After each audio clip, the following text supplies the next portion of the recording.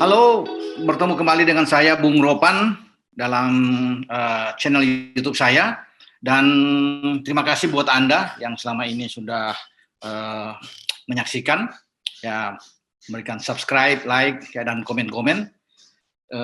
Topik yang saya angkat sekarang itu banyak yang sudah lebih dulu ya, ketika mendengar bahwa ada pangeran dari kerajaan Arab, salah satu putra mahkota mereka, Muhammad bin Salman, yang mengambil alih mengakuisisi saham terbesar di Newcastle United, dan banyak tentunya sudah Anda baca, Anda mendengar di berbagai YouTube, tetapi sekarang saya masih tertarik berbicara dari sisi yang agak lain tentang keberadaan sang Taipan ini, ya, bin Salman terhadap The Magpies, julukan dari Newcastle. Apakah kedatangan bin Salman ini atau diambil oleh salah satu konsorsium terbesar di Arab Saudi, yaitu Public Investment Fund, ya, atau PIF, terhadap saham 80% di Newcastle dan hanya menyisakan 20% yang dibagi oleh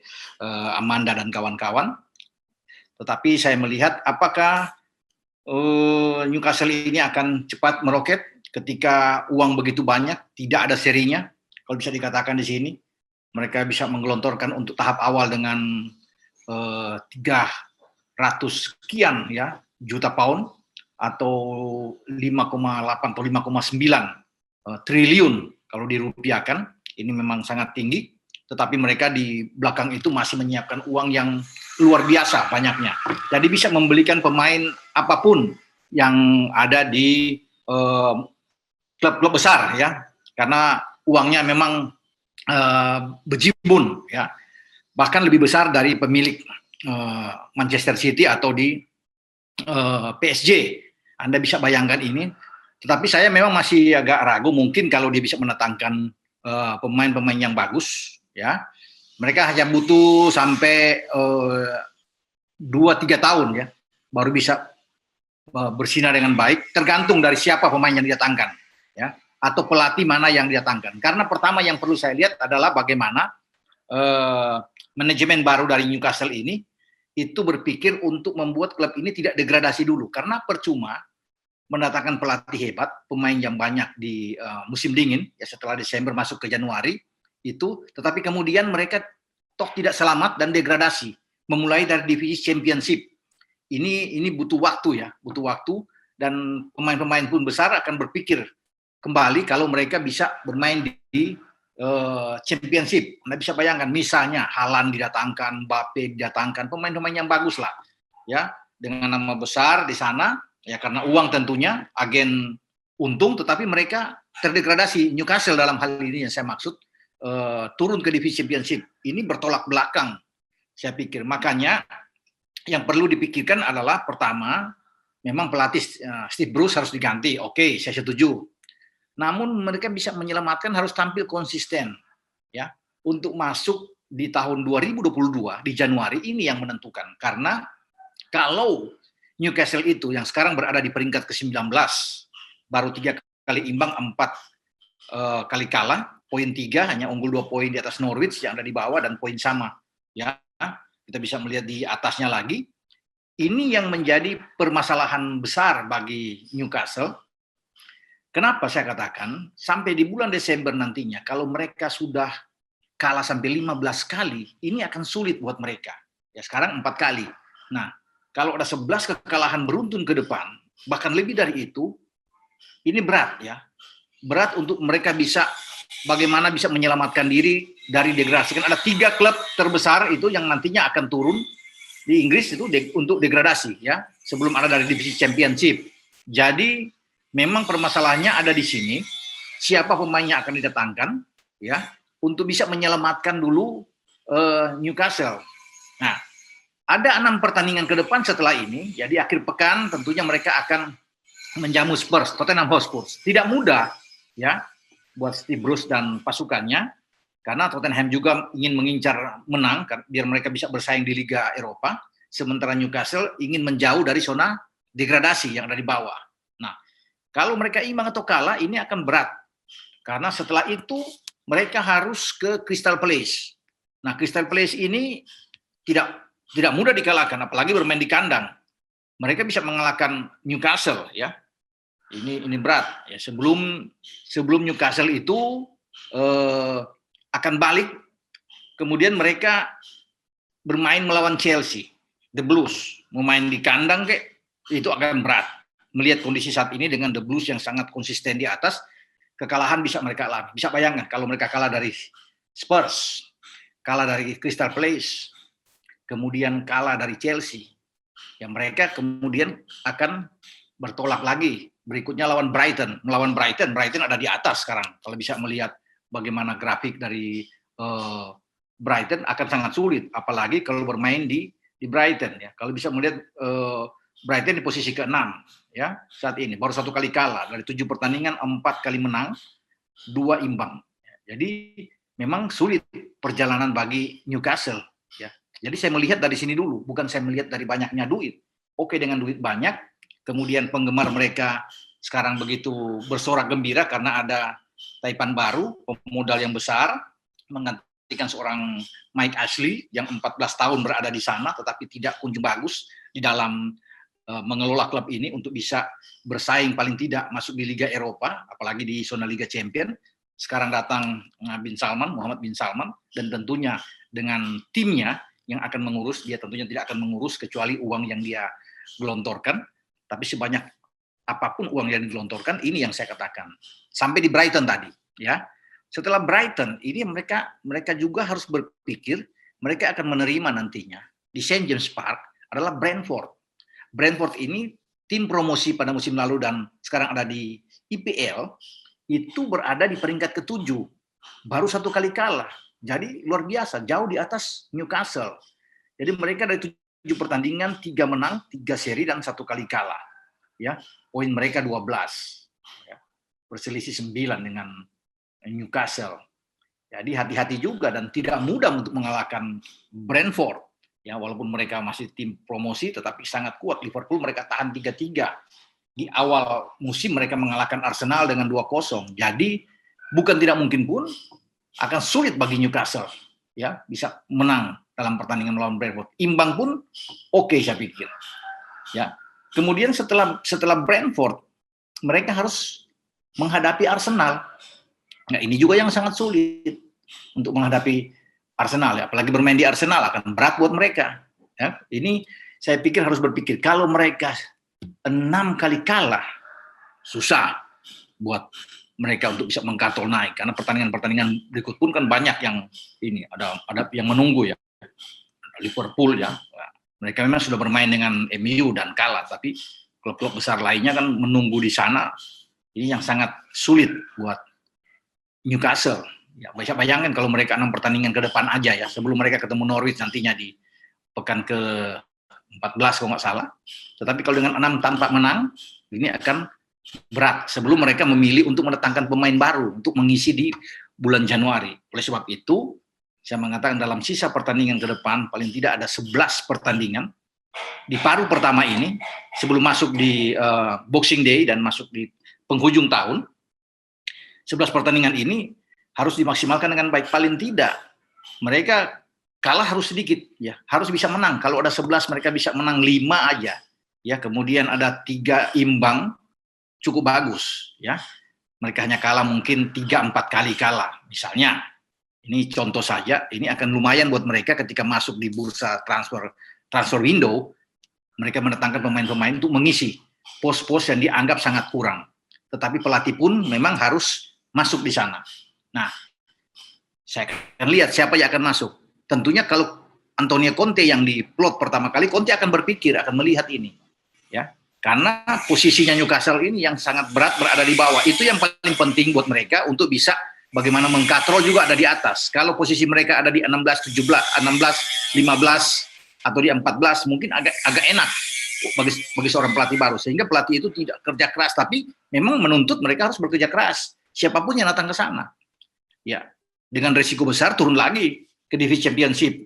Nah, setelah Conte, kemudian ada Frank Lampard, katakan di sana, ada Stevie Gerrard, ya, masih ada Brendan Rodgers, katakan Eddie Howe yang yang bisa ditang Gareth Southgate pelatih tim nasional Inggris yang bisa ada ya untuk bisa ditampilkan. Siapapun itu, saya pikir agak-agak berat. Dan pemain pun kalau akan datang ke Newcastle, yaitu pemain-pemain yang bukan pemain buangan.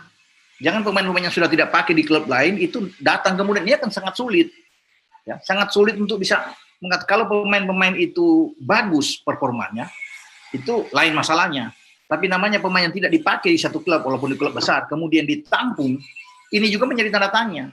Untuk apa mereka punya duit besar, tapi menampung pemain-pemain buangan, ya?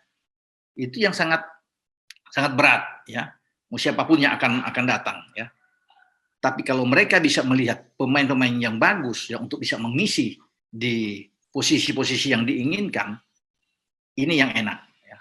Artinya di penjaga gawang Darlow itu keluar karena mereka kan sekarang kemasukan 16 gol, memasukkan 8. Jadi ada men 8. Ya. Penjaga gawang juga mungkin bisa diisi dengan tepat selain pelatih ya yang masuk ya. Mungkin penjaga gawang Nick Pope lah katakan datang ke sana. Lini belakang siapapun bisa mereka datangkan. Jan Tarkowski bolehlah dari Burnley ya. Atau Mings yang bisa didatangkan di sana untuk mengisi di posisi back tengah ya. Jadi pemain-pemain yang oke, yang juga bermain di tim nasional Inggris, atau mereka jangan tanggung-tanggung membeli Calvin Phillips, taruh di tengah, ya. Kalaupun dari MU yang konon akan didatangkan, saya pikir kalau memang Van de Beek itu tidak berfungsi dengan baik, masih bisa Donny Van de Beek diambil untuk taruh di sana. Satu lagi adalah Jesse Lingard akan ada di Newcastle. Ini mungkin enak, ya karena Lingard pun pemain yang bagus. Terbukti karena ketika dia dipinjamkan ke West Ham pada musim lalu dia melakukan yang terbaik, performanya naik sehingga masuk lagi di tim nasional. Jadi kalau ada dua ini, Van de Beek dan Lingard masuk, saya pikir oke ya untuk bisa bermain di sana. Kalau mereka bisa menambah dengan Calvin Phillips katakan ada di sana. Kemudian kalau Conte jadi misalnya, Conte membawa pemain yang bagus, ya harus pemain bagus, jangan pemain buangan lagi yang ada. Misalnya Chiesa bisa mendarat di sana, Barella bisa ikut, atau Sensi bisa ada di gelandang, ya, atau katakan Brozovic, ya, yang bisa masuk untuk di Newcastle. Ini kan akan jauh lebih bagus. Mereka memang masih punya pemain Alan Saint-Maximin ya, yang baru berusia 24 tahun berada di posisi striker, walaupun pemain ini sebenarnya di winger. Tetapi mereka perlu untuk mendatangkan juga pemain striker yang oke. Ya. Andaikan mereka bisa mendapatkan, katakanlah, Harry Kane pada musim depan, di musim panas, kalau tidak degradasi, ya, diselamatkan mereka untuk ada di posisi 17 aja, atau posisi 16. Uang banyak, Harry Kane datang. Oke, saya pikir. Karena kemarin tidak jadi dibeli oleh City, dan dia bisa berlabuh di sana. Kemudian menambah dengan pemain-pemain yang kuat, pemain-pemain yang punya potensi bagus. Ada pemain Denmark yang bagus, ya, Joachim Mahle di Atalanta, bisa bermain. Mahle adalah pemain yang selalu bisa membuat gol karena punya daya serang yang bagus dari sisi kiri. Ini perlu untuk dilihat oleh tim yang ada sekarang, tim baru yang ada di Newcastle. Ya, karena saya tidak setuju untuk bisa mengambil pemain-pemain buangan yang tidak dipakai di klub kemudian datang buat apa pemain klub yang banyak duit kok. Beli aja jangan tanggung-tanggung. Pemain-pemain hebat, pemain-pemain bagus untuk diisi. Kalau perlu di dalam di bulan Januari itu ada 4-5 pemain bagus yang langsung masuk. Ya, mau Lingard di sana, mau Van de Beek, masuk aja di sana untuk ada pembelian. Calvin Phillips ada. Sambil mereka berhitung ketika sudah ada 4-5 pemain bagus dan membuat klub ini selamat paling tidak. Nah, di musim panas baru pemain-pemain hebat masuk. Saya katakan tadi, ya, bisa aja, bukan tidak mungkin. Ya, Haaland, Mbappe karena duit ada, atau Harry Kane untuk taruh di nomor 9 di depan. Salah satulah dipilih. Saya melihat pemain-pemain muda yang berpotensi untuk masuk. Mungkin Declan Rice yang ada di tengah, ya, untuk bisa diambil. Banyak. Kieran Trippier, ya, ada di ATM, diambil untuk taruh di kanan. Jadi banyak opsi yang dimiliki dengan uang yang banyak untuk berhitung di musim panas, tapi jangan dulu terdegradasi. Karena akan sangat sulit ketika mereka ada di divisi Champions degradasi, untuk kemudian pemain-pemain hebat datang bergabung di sini. Ini akan sangat berat. Ya, hanya pemain tertentu tentunya akan melihat, ya, kalau mereka dapat uang banyak, ya, apa boleh buat. Ya. Tetapi bermain dari divisi Championship kan butuh waktu lagi. Butuh 1 musim lagi untuk ada di Liga Primer. Itu saya katakan, ya, mereka butuh ya 2-3 musim lah untuk kemudian berada di atas bersaing dengan Chelsea, Manchester City, Liverpool, Man U yang ada di atas. Saya yakin kalau mereka memang tidak terdegradasi dalam 2-3 musim ke depan, ini tim berbahaya, bisa bersaing ketat di zona Champions ya, untuk meramaikan. Kalau mereka datangkan pemain-pemain hebat, siapapun itu kena duit banyak, bahkan bukan tidak mungkin mereka bisa juara. Karena City pun kan memulai start mereka yang tidak terlalu langsung bisa menjadi juara, butuh 3-4 tahun untuk bisa menjadi juara. Liverpool ketika Klopp masuk juga butuh 5 tahun, musim kelima baru bisa mungkin mereka bisa bersinar juara di UCL, juara di IPL. Jadi memang proses ini butuh, tapi mereka bisa saja mungkin seperti Abramovich ketika masuk dengan Chelsea, tapi saat itu kan pemain-pemain mereka hebat dan ada di atas, ya, sehingga langsung juara pada 2004-2005. Nah, Newcastle ini saya lihat potensinya ada, tapi memang butuh 2 musim ke depan. Kalau mereka tidak degradasi sekali lagi, musim panas depan berbenah, semua lini diisi oleh pemain-pemain hebat, penjaga gawang, lini belakang, tengah, sampai ke depan, dengan pemain-pemain yang oke, pemain-pemain yang bagus. Ya, saya dengar juga Fofana dari Leicester akan masuk ke situ. Oke, ini masih pemain muda yang masih bisa mengisi sana. Mereka juga masih bisa mengambil Raheem Sterling untuk bisa kalau sudah nggak dipakai di City, untuk Sterling datang ke sana. Dan bukan tidak mungkin semua terbuka. Atau ketika Werner tidak bisa bersaing dengan Lukaku, Werner dilepas, mereka bisa ambil Werner, Timo Werner dari Chelsea untuk taruh di depan. Tidak ada masalah. Yang penting adalah pemain-pemain yang tentunya sesuai dengan harapan dari pelatih. Ya, tinggal pelatihnya ini. Ya. Karena konon kalau Conte tidak bisa digait, paling tidak adalah pelatih Inggris. Ya. Terserah siapa. Lampard, Gerrard di sana, Brendan Rodgers, Eddie Howe, Gareth Southgate. Tentunya siapa yang akan mau. Tetapi yang paling penting dalam 11 pertandingan ke depan untuk paruh pertama ini, mereka tidak boleh kalah lebih dari 7. Ya. Kalau mereka kalah sampai 8-9 kekalahan, ini berat dengan 4 kekalahan saat ini. Itu saya katakan, kalau sudah 15 kali kalah, berat sekali. Atau katakan 14 kali kalah untuk ke depan. Ini sangat sulit. Ya, sangat sulit. Pelatih akan bekerja keras untuk bisa menyelamatkan Newcastle. Ya. Jadi itu. Jadi saya tidak melihat di bagaimana mereka bisa bersinar dengan datangnya taipan baru, kemudian duit banyak, bukan di situ, tapi bagaimana penyelamatan yang terjadi dulu di bawah, ya, di bawah ini karena mereka harus bisa mendongkrak keluar dari zona degradasi. Ketika ini semua aman, baru mereka bisa berpikir ke depan, ya, termasuk membangun lagi akademi Newcastle, ya, biar ada pemain-pemain muda, pemain-pemain baru yang lahir di sana. Jadi sampai di sini pembicaraan saya dengan Newcastle, ya, klub yang tentunya penuh harapan ke depan, tetapi jangan salah berhitung, karena yang tugas utama dari pelatih baru, siapapun dia, adalah mendongkrak naik. Dan 6 pertandingan yang sudah saya sebutkan, yang semua berat, 6-6-nya. Kalau mereka bisa melewati Spurs dengan menang, top. Sambil mereka berpikir untuk tidak kalah melawan Crystal Palace sebelum menjamu Chelsea. Nah, 3 pertandingan ini yang krusial, kalau mereka bisa lewati dengan tidak kalah, ya, bagus. Atau hanya 1 kali kalah, katakan lawan Chelsea mereka kalah, tapi 2 pertandingan mereka aman. Apalagi mereka bisa mengalahkan Crystal Palace, akan jauh lebih bagus, 6 poin dalam 3 pertandingan. Jadi memang harus berhati-hati. Dan Steve Bruce yang saat ini ada di kursi kepelatihan, kursi yang sangat panas sebelum ia dilengsarkan, memang harus juga termotivasi untuk bisa memberikan yang terbaik bagi Newcastle. Baik, sampai di sini pembicaraan kita dengan The Magpies. Semoga The Magpies ini akan berkembang dengan baik di saat ada public investment fund yang masuk untuk menggelontorkan uang yang begitu banyak. Ya, kita berharap bahwa tim ini tidak degradasi dan mereka boleh bersaing di musim yang akan datang. Sampai jumpa. Ciao.